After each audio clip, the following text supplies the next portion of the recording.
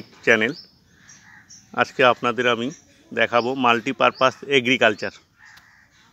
দেখুন, একটা জমি প্রস্তুত করেছি, সেখানে বিভিন্ন ধরনের সবজি দেওয়া হয়েছে। মূলো বীজ ছড়িয়ে দেওয়া হয়েছিল।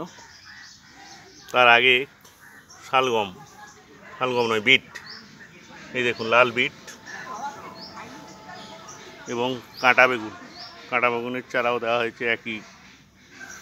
একই জমিতে কাঁটা বেগুনের চারা রোপণ করা হয়েছে। তার সঙ্গে ধারে লঙ্কা চারা। দেখুন, লঙ্কা গাছে ফুল এসেছে। এই লঙ্কা চারা দেওয়া হয়েছে। মূলো তাড়াতাড়ি বাড়ে। মূলো শাক তুলে নেওয়ার পর জমির অবস্থাটা দেখুন। এই দেখুন, মূলো শাক তুলে নেওয়া হয়েছে। এবার কাঁটা বেগুন চারা বড় হচ্ছে, লঙ্কা গাছ সুন্দরভাবে বিকশিত হচ্ছে,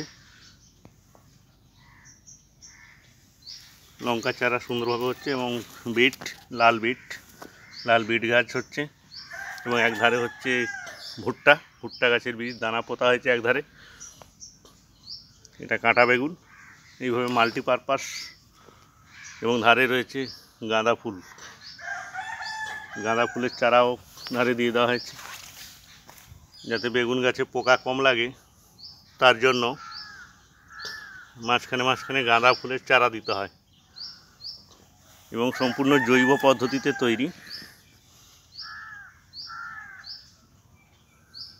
এই সবজি চাষ। সম্পূর্ণ জৈব পদ্ধতিতে, এখানে কোনো রকম কেমিক্যাল বা রাসায়নিক সার দেওয়া হয়নি। জৈব সার, কেঁচো সার দেওয়া হয়েছে। Thank you.